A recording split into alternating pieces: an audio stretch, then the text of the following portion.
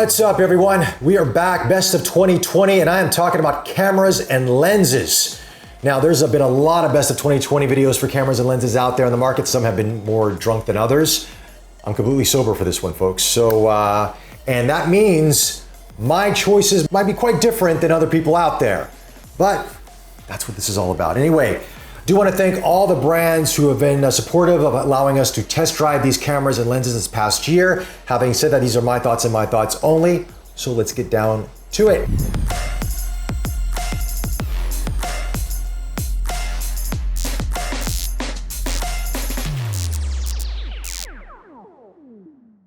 Let's go to my first category, the best camera for photography. Now, we do know that there's going to be a little bit of an overlap between hybrid and photography because all the cameras nowadays do really good at both, but this is the cameras that I like the best of photography. Now, coming in third place was a camera that I reviewed right before our lockdown as well, and I really liked the build quality of it. Felt a little bit better than the previous variants out there.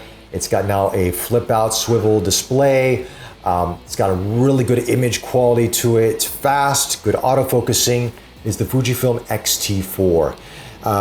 You know, Fujifilm has done some great things with the X-T line, and the X-T4 to me was a fantastic camera to use, especially with the battery grip. And even there seems to be a little bit of enhancement of materials, and I don't know what it is, but it just felt a little bit better, a little bit more refined.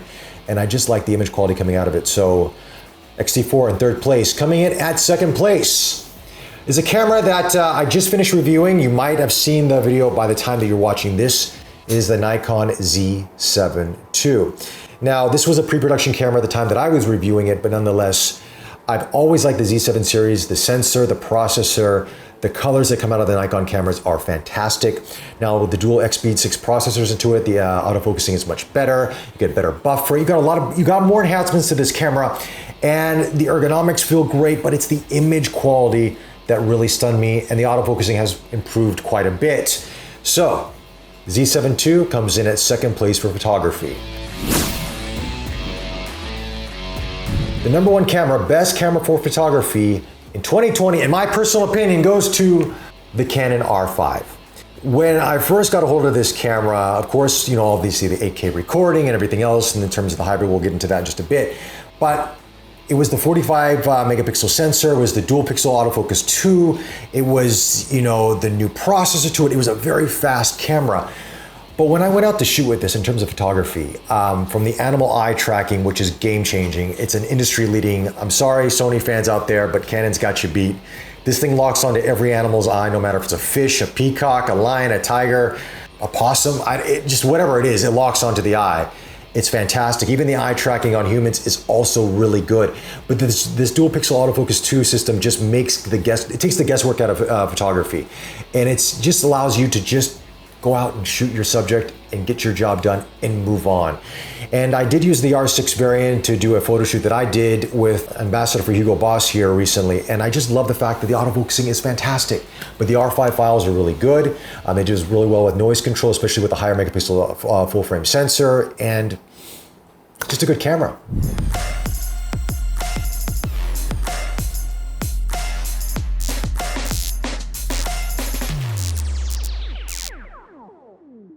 Now let's move on to the best hybrid of 2020. Now we're going to see a little bit of overlap with photography and hybrid because a lot of the cameras I did talk about just now also do really good video. Case in point, coming in at number 3 is the Fujifilm X-T4. You know, APS-C sensor, it's not full frame sensor, but Fujifilm's color science, the lenses, that Eterna profile, you want to shoot in log, you can do that. The autofocusing, the video is beautiful coming out of the Fujifilm X-T4, or pretty much any of the Fujifilm cameras for that matter.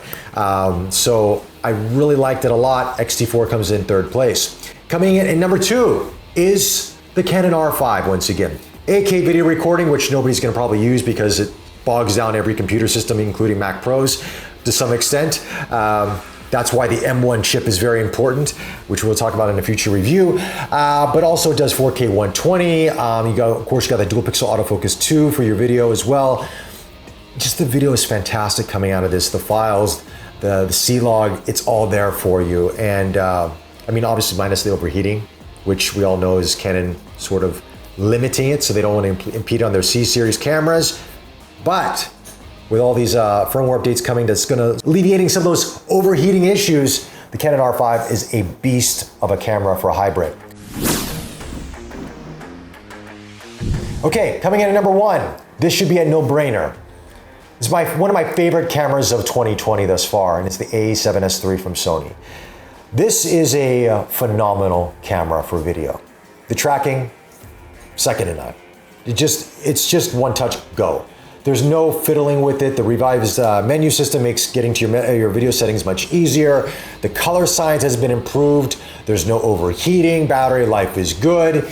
You got that refined grip on it, so if you want a larger grip because you have larger hands like myself, the A7S III has that there as well. And you got that flip out swivel display, which is a godsend. Thank you, Sony, for finally doing this. ZV-1, you teased us with that. You brought it to the A7S III. It's a beast of a hybrid camera. It only does 12 megapixel images for stills, but I will tell you, those images are actually quite fantastic. So if you're just shooting for social media, I'm kind of going off on a little bit on this because I haven't got a chance to review it, but just letting you know, if you're just shooting for social media, you're gonna get great dynamic range out of this sensor, great for stills, and it's fantastic for video. A7S III, the #1 hybrid for me for 2020.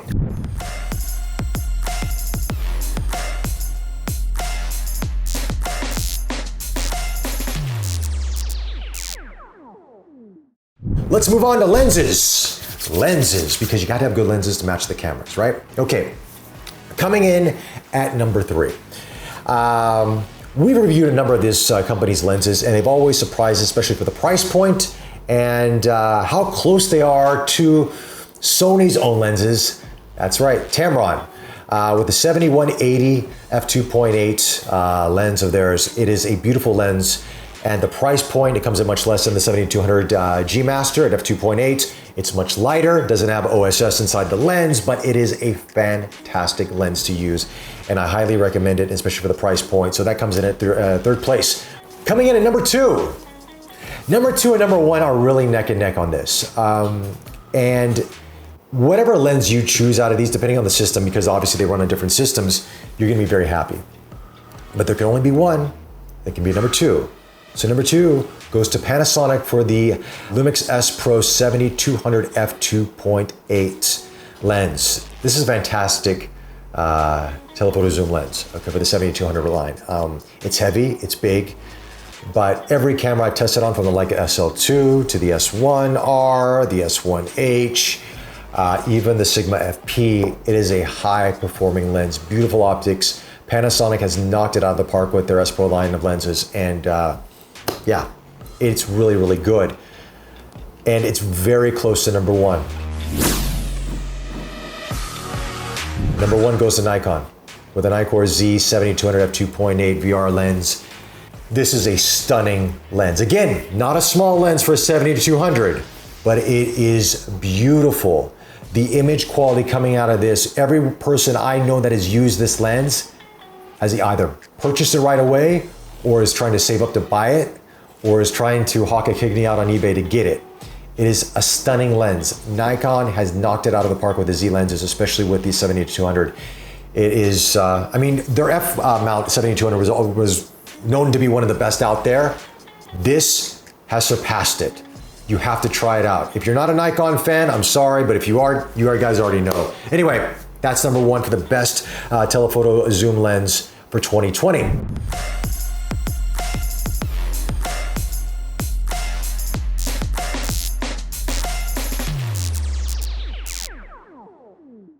Moving on to best prime lenses. God, I love primes.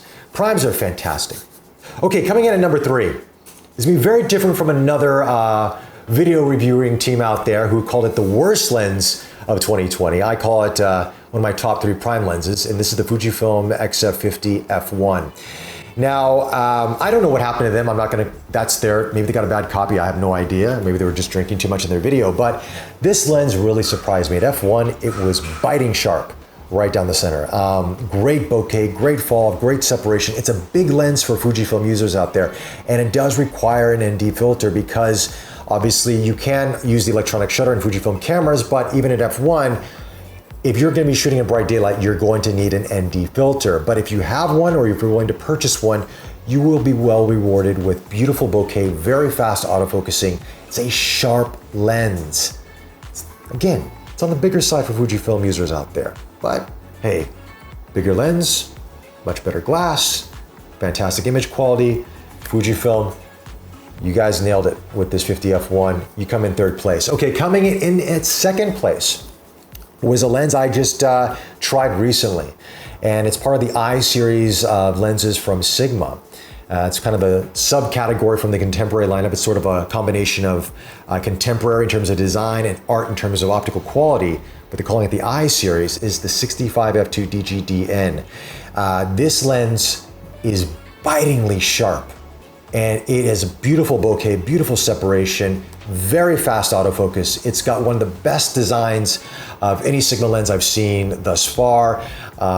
It's all made of metal hood. You got a magnetic lens cap cover on it. I mean, Sigma just thought of a lot of things on this lens, but it's the image quality that really impressed me the most. As soon as I started taking photographs with it with the Sigma FP, the S1R, which I have here, and of course the Leica SL2, I was blown away by how good this lens is and how close it comes to the Leica SL Summicron 50 f2 and 75 f2. I mean, folks, pixel people all you want, but you're gonna be hard pressed to notice the difference unless you really zoom in to a point where nobody's gonna look at images that way. But just looking at Lightroom, Capture One, it's a phenomenal lens. And that comes in at number 2.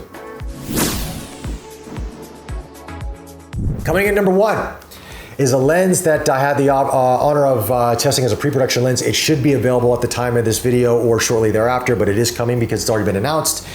And of course I've tested it, so it's out there in the wild, is the Nikkor Z 50 f1.2 S-line lens. Now this is a very big 50mm f1.2 lens. I mean, we thought the Canon RF variant was big. This is even bigger. It feels almost like an 85 or 100mm lens in terms of its size.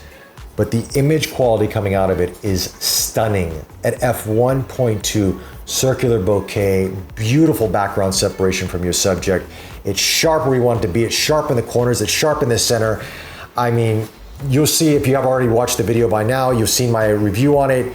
It is a stunning lens. It is basically like the 58.95 Nock that they made, but with autofocusing and slightly smaller. Now it's a heavy lens as well, but you will be well rewarded with a fantastic 50mm prime lens if you're willing to invest in it and willing to take on that size, because as I mentioned, it is quite big, but it is beautiful. And that is the number 1 prime lens for me of 2020.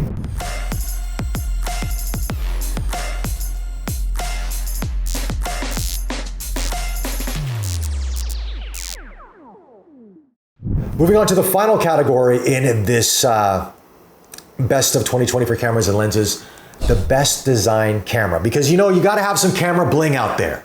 You wanna carry around a good looking camera. Not all cameras are good looking. Some perform better than what they look, but this is all about the aesthetics. And also they perform relatively well as well. So coming in at number 3 was a camera that I reviewed with Kai Hong recently. It's the Fujifilm X100V. It's a small little rangefinder-esque camera by Fujifilm. I mean, these have been a cult favorite for a number of years already, but the X100V just really refined the X100 series to the point where I don't know what they're gonna do with it next. It's beautifully made. I think it's even better made than the X Pro 3. It feels much better. The lens is fantastic. The image quality is really good. And that silver with that black, that combination looks beautiful in the X100V. And so that comes in at number 3 as the best design camera of 2020. Coming in at number 2 is a new camera. It's already been announced by the time of this video, is the Leica SL2S. Same look design as the Leica SL2. Obviously it's black lettering instead of white lettering for the Leica, but it's that aluminum, magnesium, leatherette around it. It is a solid feeling camera. Leica to me makes the best feeling full frame camera system on the market. You're paying for it, or you are paying for it. But if you want to pick up a camera that's built like a tank, beautiful to hold, beautiful to put on a shelf and just stare at it with its own little acrylic box and with its own light because it looks that good, it's the SL2 and SL2S. But the SL2S is the new camera for 2020, so that is coming in at number 2.